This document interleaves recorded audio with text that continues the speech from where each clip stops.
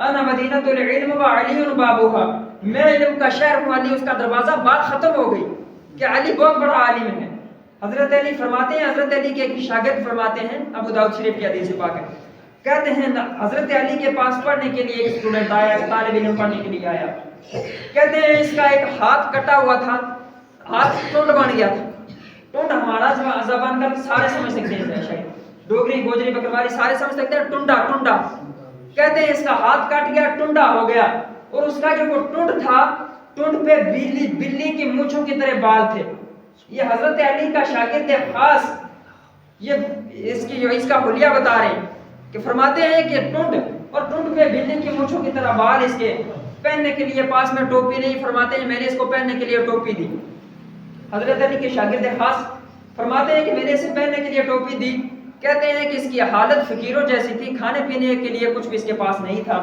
حضرت مولا علی کا دسترخوان بچتا غریبوں کے لیے تو یہ ان کے ساتھ بیٹھ کر کے کھانا کھا لیتا، ہمارے ساتھ ہی مسجد میں رہتا، اور حضرت علی کرم اللہ وجہہ الکریم کے پاس درس لیتا، یعنی کہ اسلام کی تعلیم لیتا، پڑھتا، حضرت علی کا شاگرد تھا۔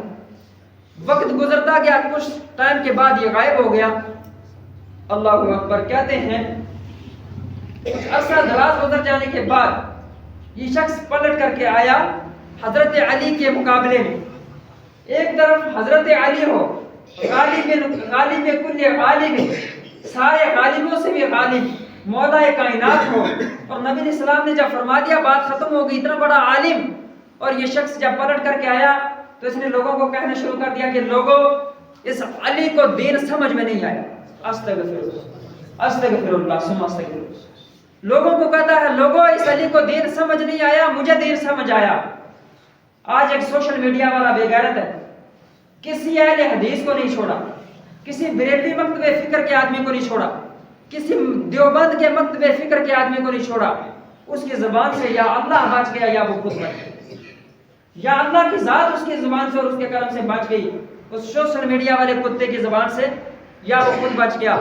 یقین مانے نہ کوئی نبی اس کی زبان سے بچ سکا، اور نہ کوئی صحابی بچ سکا، نہ کوئی ولی بچ سکا۔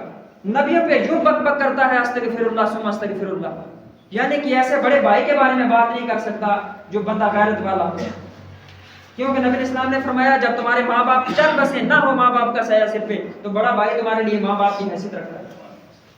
آقا فرماتے ہیں بڑا بھائی تمہارے لیے ماں باپ جیسی عزت اپنے بڑے بھائی کو دو، اور بڑا بھائی اپنے چھوٹے بھائیوں کی بہنوں کی تربیت اس طرح سے کرے جیسے اپنے بچوں کی کرو۔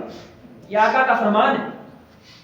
کوئی بندہ اپنے بڑے والے بھائی کی ایسی شان استغفر اللہ بیان نہ کر سکے جو وہ بندہ نبیوں کے بارے میں بولتا ہے۔ حضرت علی کو یہ بندہ کہتا ہے آکے، کہتا ہے لوگوں اس علی کو دین سمجھ میں نہیں آیا، دین اگر رسول اللہ کا سمجھ میں آیا ہے تو وہ میری سمجھ میں آیا ہے معاذ اللہ۔ صرف اتنا ہی نہیں بلکہ اس نے اعلان جنگ کیا حضرت علی کے خلاف، لوگوں سے کہا محاصرہ کرو، علی کو گھیر لو اور اسے قتل کر دو معاذ اللہ۔ حالانکہ علی کے پاس دین سیکھ کر کے گیا، جب جنگ کرنے کے لیے بندہ آیا تو حیرت انگیز طور پہ ابو داؤد شریف کی حدیث ہے، ہر بندہ اٹھا کے پڑھ سکتا ہے، اردو میں ابو داؤد شریف آ چکی ہے۔ فرماتے ہیں کہ جب یہ جنگ کرنے کے لیے آیا تو 5,500 کا لشکر لے کر کے آیا۔ بھائی اب اگر ہمارے پیچھے 2-4 بندے ہوں، کسی اور بندے کے پاس زیادہ ہوں، حالانکہ وہ حق پہ نہ ہو، تو اس بات کی دلیل یہ نہیں ہے کہ وہ حق پہ ہے جس کے ساتھ زیادہ بندے۔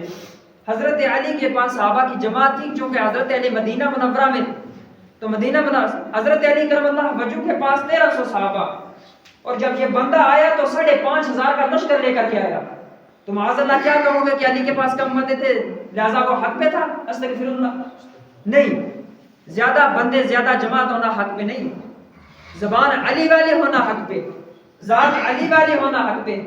نبی علیہ الصلوۃ والسلام کی زبان مبارکہ سے نکلا ایک ایک جملہ حق پہ ہوگا۔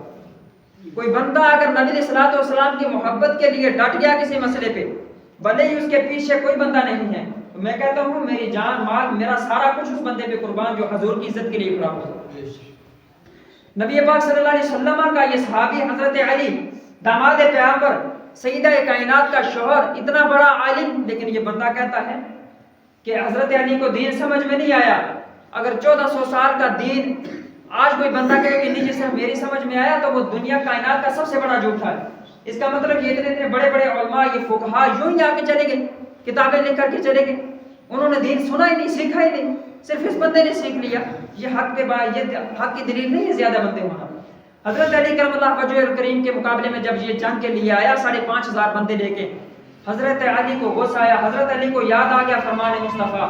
حضرت علی کرم اللہ وجہ الکریم فرماتے ہیں کہ مجھے ایک دن نبی نے کہا تھا کہ علی ایک دن ایسا آئے گا کہ تیرا ایک شاگرد تیرے مقابلے میں آئے گا، اس کا ایک بازو نہیں ہوگا۔ حضرت علی کو نبی اسلام نے پہلے فرمایا تھا کہ علی تیرے مقابلے میں تیرا شاگرد آئے گا لیکن اس کا ایک ہاتھ نہیں ہوگا، ٹنڈا ہوگا، اور آقا فرماتے ہیں وہ کبڑا بھی ہوگا۔ کبڑ سمجھتے ہو نا، کب پڑ جاتا، کہتے ہیں کبڑا بھی ہوگا۔ تو حضرت علی کو یہ فرمان یاد آ گیا، تلوار لے کر کے اٹھے۔ کئی منافقین، کئی خارجیوں کو، اس جماعت کو خارجیت کا نام دیا گیا، یہ خارجی کہا گیا ہے۔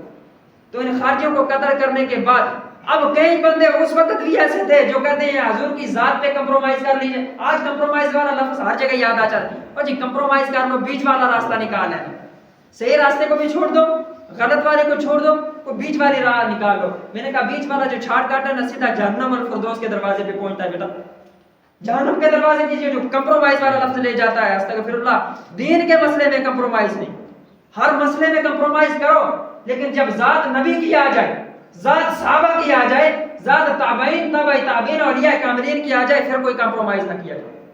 تو قرآن کے راستے کو چھوڑ کر کے اگر بندہ کمپرومائز